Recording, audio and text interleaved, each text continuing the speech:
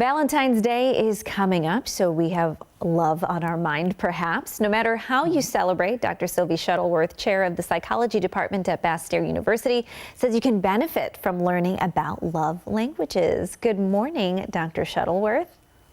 Good morning. All right, so if we're thinking love languages, people might start to think of Spanish, French, but what are the love languages we're talking about?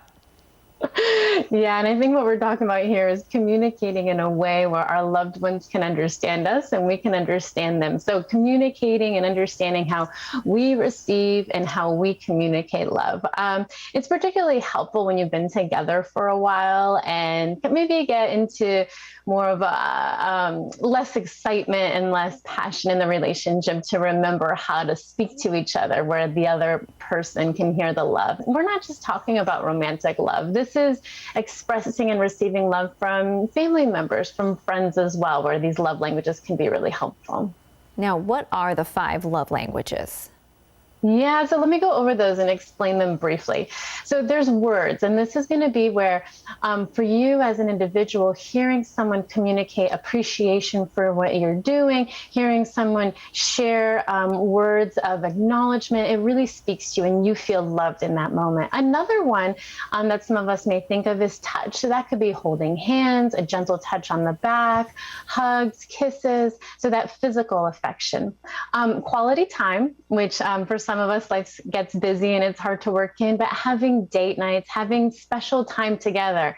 Cell phones are to the side. We are focused. We are connected with each other in that moment. This is time just for you and your loved one. And then acts of service, particularly when things get busy, managing a household maybe. This would be where you have a loved one who is doing maybe extra chores around the house, sees you're stressed out, picks up a little extra weight, and that really speaks to you and you feel loved and you feel appreciated in that moment when you see that. And the last one I want to mention, the 5th one, is gifts. Now with gifts, I want to make sure that we're clear. This is not about trying to spend as much money as possible and get this expensive gift. It's more about the thoughtfulness behind it. I took the love languages quiz, Sylvie, and I have a primary language of love and a secondary of the, let's see, I think it was quality time. And for me, it really made sense. Obviously, I love words.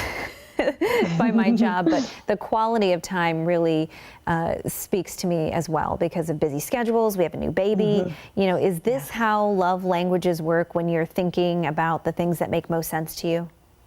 Yeah, I think you're exactly right. So what happens is that we tend to have a primary one and then a secondary one, but really we all have all 5 of these. But I think the piece is when you're in a relationship with someone, whatever type of relationship it is, that you have an understanding of what their maybe primary, secondary love language is, and they have an understanding of yours. And then communicating love to each other in the way that they feel heard, that they can understand because you're speaking their language.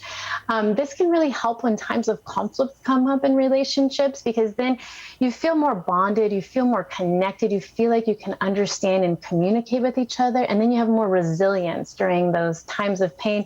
And I know even for me, when I have a loved one communicating to me in my love language, I feel like they're invested in me and they're invested in our relationship. So it's a very powerful technique. Paying attention to your loved one for Valentine's Day. That's a great way to start. Dr. Sylvie Shuttleworth with Bastyr University, thanks so much for joining us this morning. Thank you. Happy Valentine's Day, everyone.